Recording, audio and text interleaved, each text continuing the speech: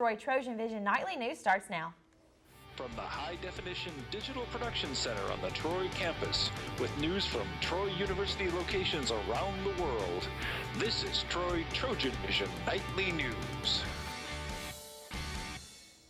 Hello and welcome to TrojanVision Nightly News for October 17, 2013. I'm Haley Greathouse. And I'm Courtney Addison. Thank you for joining us this evening. Well, last night we gave you a look at a flash mob put on by the Department of Theater and Dance to promote the Single Girls Guide. But now here's a closer look at the musical. Thursday night, Troy University's Department of Theater and Dance will unveil their latest musical, The Single Girls Guide. The show is set in the late 1960s in downtown Manhattan, and it all starts with the woman who's ahead of her time.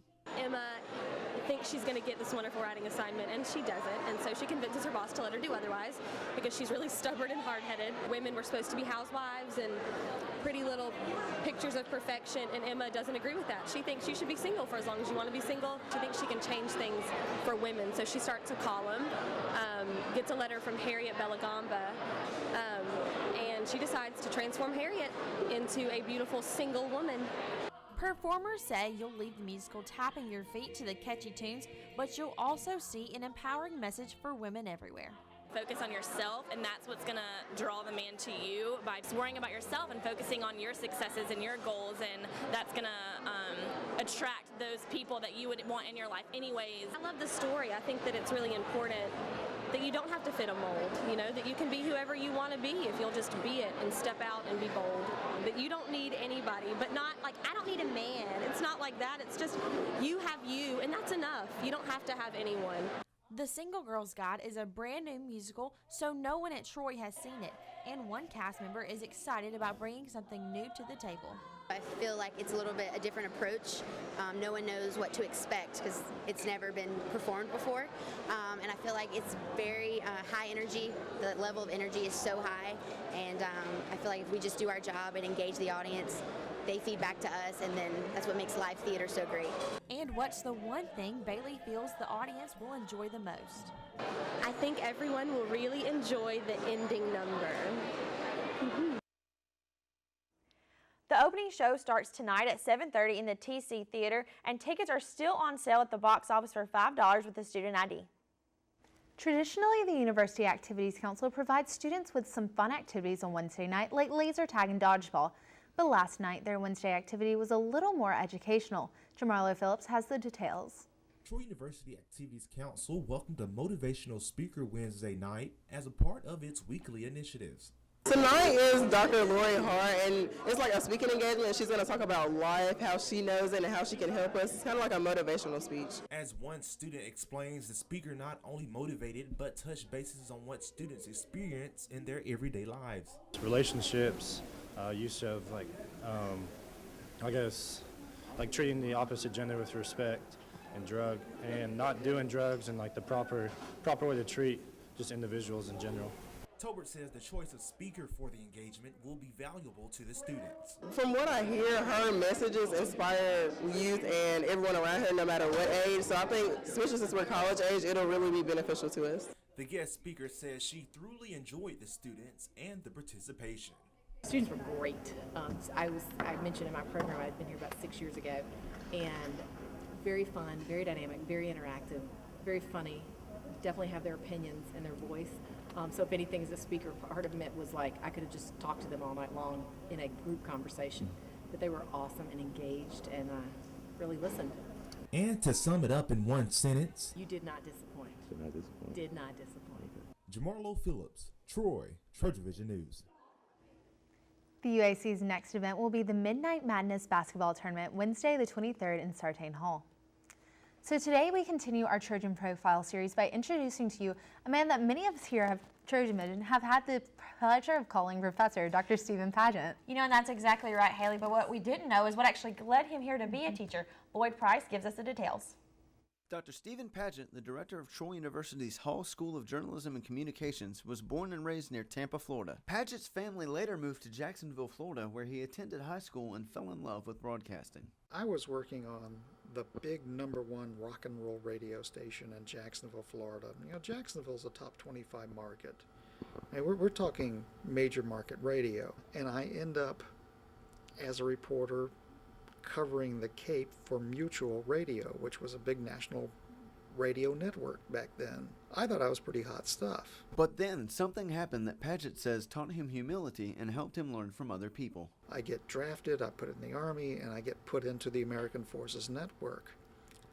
And all of a sudden I discovered I wasn't as hot as I thought I was, because I was in there working for world peace. Lloyd Price, Troy, Trojan Vision News.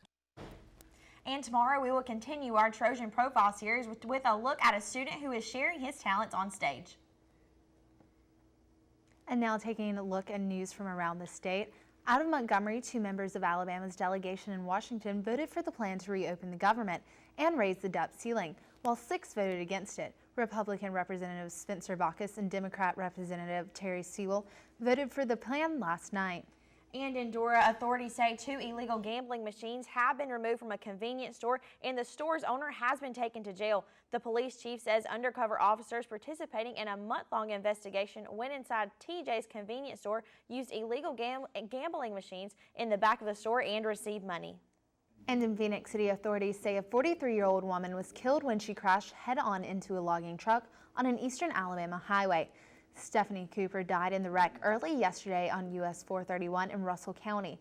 The coroner says Cooper was driving a 2010 Toyota Camry in the wrong direction in the southbound lane of the highway and struck the logging truck. And still to come on Troy Trojan Vision Nightly News, the Troy volleyball team is looking to extend their winning streak. Mitchell Spoon will have more when he joins us with sports. Now Mitchell Spoon joins us with sports.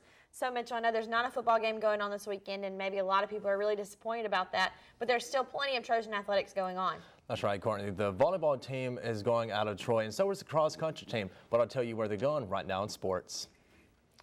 Trojan volleyball team is preparing for a big road trip this weekend as they get ready to take on Texas State on Friday and then move on to UT Arlington on Sunday. The Trojans are coming off of a winning sweep at home against ULM and look to give the newcomers to the conference a loss as a welcoming gift. Head coach Sonny Kirkpatrick has much respect for both teams but knows he must adjust his practice style just a little bit to accommodate for what they will bring to the matches. I mean, we've changed some things in practice and they're getting more accustomed to the things that we've been doing. Naturally, they're confident, but they've always been confident. That really hasn't changed very much. And it's just getting down to business to prepare for Texas State on Friday. The Trojans square off against the Texas Bobcats at 6:30 on Friday. And the cross-country team is warming their legs up once again for another meet, but this time they won't have to travel very far. The Trojans are heading just north to Tuscaloosa for the Crimson Classic. The team is looking to build off their recent success they had at home in the Coach O Invitational, in which the men took first place and the women came in second. This meet is the last of the regular season before the team returns home to host the Sun Belt Conference Championships. Head coach Jeff Jenkins likes the competition his team will go up against and looks to see if his team has learned from past mistakes at previous meets. Well, we're going to the University of Alabama's home cross-country course, and they have a nice course up there, full-time cross-country course. That's all they do there. They will be hosting the NCAA Division I South Region Championship, so anytime somebody hosts a regional, you can bet there's going to be a lot of good competition there. So like Louisville, another opportunity for us to race against a lot of different schools and a lot of good quality Division I schools. So I'm excited to see how they learn from the mistakes that they may have made at Louisville and run a little bit better there. The Trojans will return to Tuscaloosa for the South Region Championships on November 15th. And the Troy men's basketball team is set to host the Cardinal and Silver inter-squad scrimmage this Saturday inside Trojan Arena. The Trojans are looking to solidify its rotation heading into the regular season opener at Ole Miss, which is just three weeks away. Head coach Phil Cunningham likes what he sees out of his players so far in preseason and looks to continue getting his players ready for the upcoming season. We are 2.5 weeks into preseason practice. The NCAA changed our rules this year and allowed us to start early, and the women have been doing it for a couple of years, and we went ahead and took advantage of the opportunity to start early, and it's been good. But we're into it. We've been mixing in some two-a-days, some early morning practices, so the guys are locked in and going real hard. Really pleased with where we are right now. The Trojans will begin the scrimmage at 11 inside Trojan Arena.